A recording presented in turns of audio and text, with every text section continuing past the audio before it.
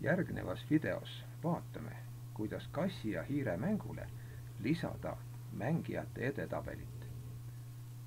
See tähendab, kuidas siis mängu lõppedes tuleks meil ekraanile, kes on saavutanud kõige rohkem punkte, kes on saavutanud teise koha ja kes on saavutanud kolmanda koha. Oletame, et meil on juba valmis kassi ja hiire mäng, kus on fikseeritud mänguaeg ja kus näidatakse, mitu punkti mängija on saanud. Eelnevalt küsitakse mängija nime. Kuid praeguses olukorras mäng ei fikseeri mängijate järjestust. Selleks, et teha mängijate edetabelit, peaksime looma juurde muutujaid. Vaatame, mis muutujad on meil praegu. Andmete alt näeme, et muutujaid on praegu aega jäänud ja sinu punktid. Teeme nüüd siia juurde kõigepealt muutujad, mis kirjeldavad esimest kohta, teist kohta ja kolmandat kohta. Loo muutuja. Võtame muutuja nimeks esimene koht. See oleks siis muutuja, mis näitab esimese koha mängija nime. Okei, kõikidele spraitidele. Esimese koha punkte peaks mängu lõpus ka näha olema. Selleks loome muutuja, mille nimeks valime esimene punkte. Okei. Samamoodi loome muutujad teise koha mängija jaoks. Loo muutuja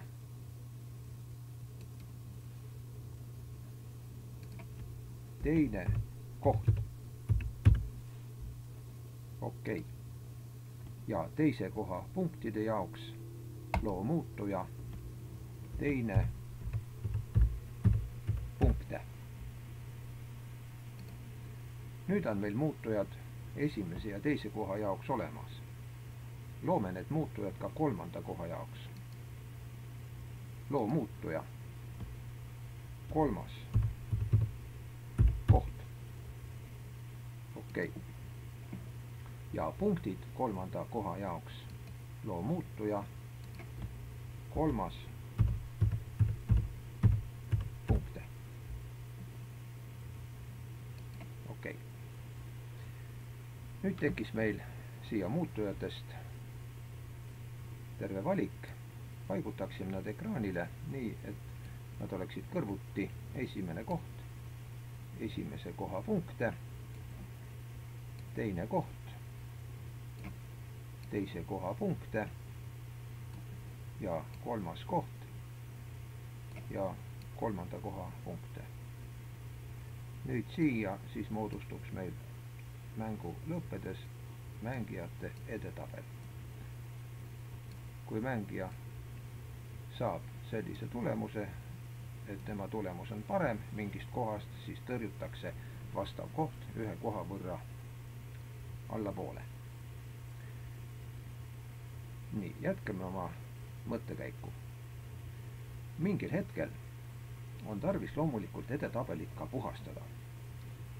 See tähendaks, et me peaksime andma mingisuguse käsu, millega edetabel puhastatakse, et saaks alustada uue edetabeliga. Võime selleks võtta näiteks mingi klahvi ja selle klahvi vajutusel edetabel puhastatakse. Võtame sündmused ja kui vajutatakse klahvi. No, võime valida, kui vajutatakse klahvi A. Sellisel juhul antakse neile kõikidele muutujatele väärtus 0. See tähendab, edetabel puhastatakse seal olevatest andmetest.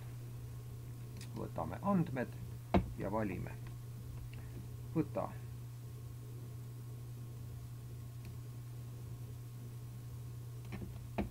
ja alustame esimesest muutujast, võta esimene koht võrdseks 0. Nüüd võime siit teha paljunda, saame siia kohe samasuguse punkti ja samasuguse skripti, võta ka esimene punkte võrdseks nulliga. Paljundame nüüd kahte skripti rida, et seda vähem oleks tõsta. Paljunda, tõstame siia ja valime, võta ka teine koht võrdseks nulliga ja võta ka teise koha punktid võrdseks nulliga. Paljundame nüüd veel kord kahte viimast ja koostame vastava käsustiku, võta kolmas koht võrdseks nulliga ja võta kolmanda koha punktid võrdseks nulliga. Seega on meil nüüd tehtud skript käsule, kui vajutada klahvi A, siis meie edetabel kustutatakse ehk pannakse algseisu. Alustame nüüd skripti kirjutamisega, kuidas edetabelit täita. Selleks on meil juhtimise alt tarvis kasutada skripti kui, siis, muidu. Ja seda on tarvis kasutada meil 3 korda. Kui mingisugune tingimus on täidetud, siis toimub üks tegevus, vastasel korral ehk muidu toimub teine tegevus. Kuna me peame kontrollima 3 koha täituvust, siis me peaksime siia muidu väärtuse alla lisama uuesti sama tingimuse. Kui, siis, muidu. Ja kuna on tarvis kontrollida ka kolmandat tingimust, siis sinna paneme kui, siis, sest 4. tingimust enam ei tule, siis muidu võiks jääda meil ära. Hakkame nüüd täitma vastavat skripti sisuga. Me peaksime kontrollima, kui suur on siis meie punktide hulk. Tuletame meelde, andmete alt mäng näitas tulemust, milleks oli muutuja sinu punktid. Me peame kontrollima, kas sinu punktid on suuremad kui esimese koha oleva isiku punktid. Selleks valime tehete alt suurem kui. Nii, ja tõstame selle siia kui tingimusse sisse. Andmete alt võtame sinu punktid ja tingimus kontrollib, kas sinu punktid on suuremad kui esimese koha punkte ehk siis esimene punkte. Kui selline olukord on realiseerunud, siis peaksid kõik edetabelis olevad isikud nihkuma ühe koha võrra allapoole. Järelikult kolmas koht saab selle isiku andmed, mis on teises reas. Seega tuleb võtta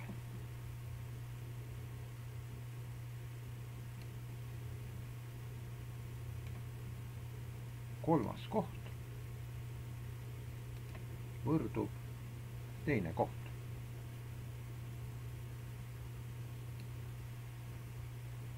Nüüd ma olen kolmandasse ritta kirjutanud eelmise teise koha isiku nime. Samuti tuleb siis kolmandasse ritta kolmanda isiku punktide arv võrdsustada teise isiku punktide arvuga. Võtame selleks skripti võta ja paigutame siia järgi. Ja siis kolmas punkte võrdub teine punkte.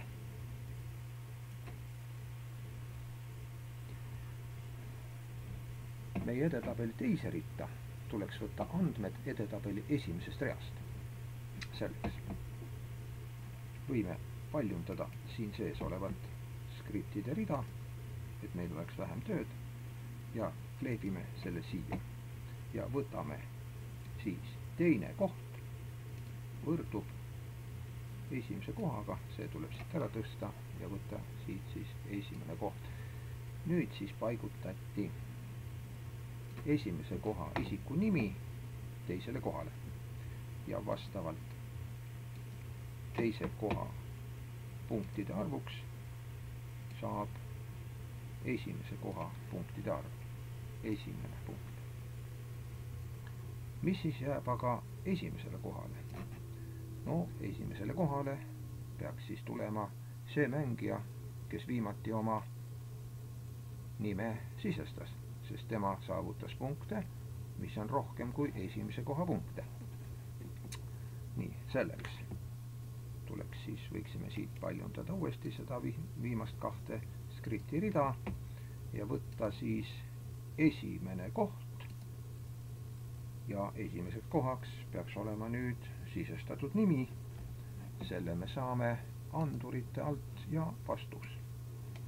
Esimene koht võrdub siis vastusega. Ja esimese koha punktide arv, esimene punkte, peaks saama võrdseks muutujaga sinu punkte. Need saame andmete alt sinu punkte, sest see on viimati kogutud punktide arv, mis peaks olema nüüd suurem, kui oli enne edetabelis esimesel kohal olevat mängija punktide arv. Sellise skripti tulemusena tuleb siis nüüd mängu lõpetanu, kes saavutas kõige suurema arvu punkte esimesele kohale ja teised kohad on lükatud vastavalt ühe astme võrra allapoole. Kui aga mängija ei saavutanud kõige paremat tulemust, vaid ta saavutas tulemuse, mis on parem kui edetabelis oleva teise koha punktid. Sellisel juhul tuleks meil panna järgmisesse kui tingimusse sisse suurus kui sinu punktid. Nii, võtame selleks on suuremad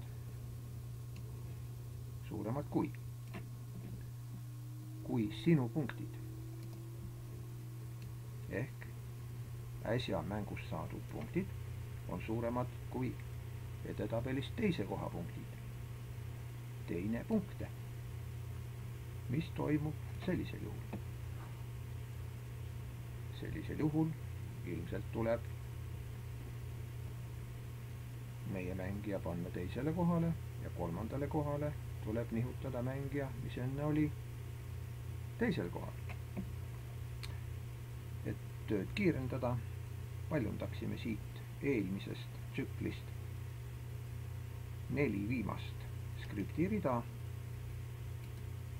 ja tõstame nad teise skripti, teise kui alla ja muudame siin siis vastavalt veidi konfiguratsiooni.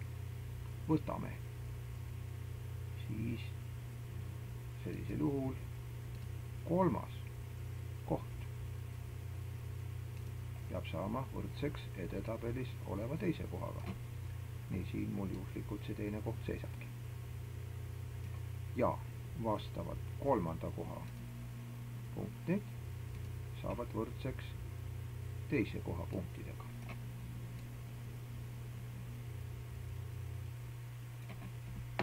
Nüüd see mängija, kes selle tulemuse saavutas, platseerub ise aga teisele kohale.